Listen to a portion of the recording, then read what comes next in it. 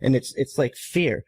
But like we have to reach down and figure out like why society seems to react like they're afraid of black people. What do you think? Why do you think people are like afraid? I don't know, that kind of goes back to stereotypes. And if you look at like Hollywood and how Hollywood portrays black people, like I've watched incidents where like it was even in a movie.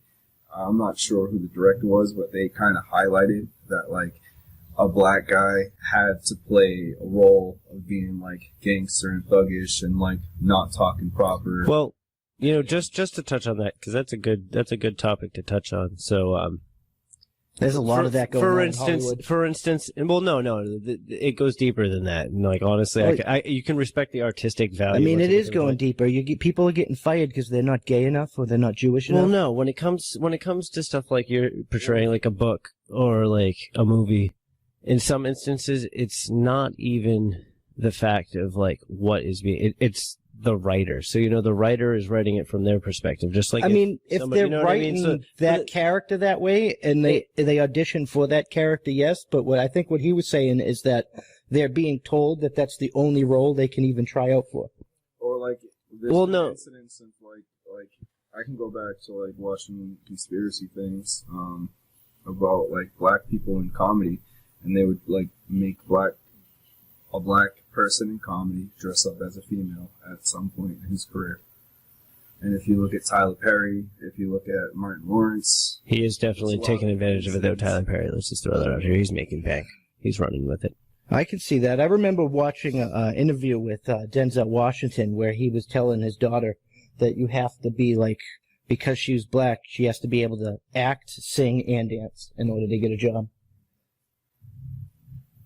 When white women just have to fuck Harvey Weinstein.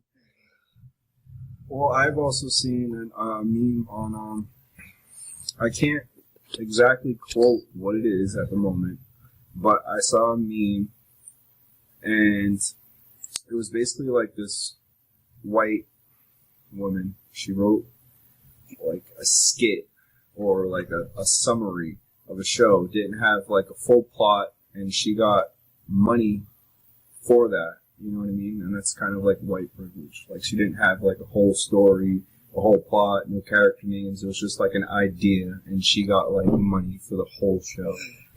Well, you know, it's great that you just stated white privilege, because me and Anthony were having a conversation about this earlier. You know, so let's get your viewpoint. How do you completely view, as we're going to call it currently, white privilege? White privilege is driving down the street and like on the highway and passing a cop and like worrying about the cop pulling you over because you're black, like, you know what I mean, or worried, like, you know what I mean. Like, there's been incidents where you don't feel comfortable driving past a police officer because you're black, because you're going to be stereotyped, you know. Yeah, I suppose in some areas, depending the area, that is totally.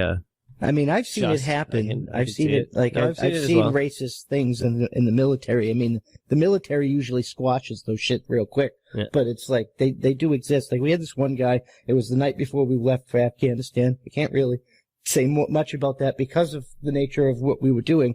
But the guy was new to the unit. He came in, we were all out there with our gear, and we're all like ready to go die to each other. And he came in like, he was like, I don't want to repeat it, but he was like blatantly racist.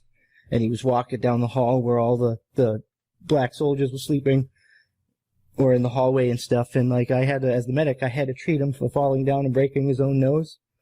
And that's like, I mean, another form of like white privilege. We know how that went.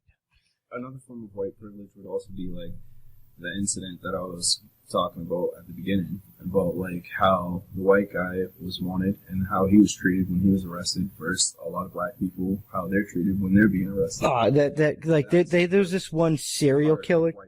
I don't know what. When I got in trouble as a kid, I got beat by cops quite a few times, so I don't know.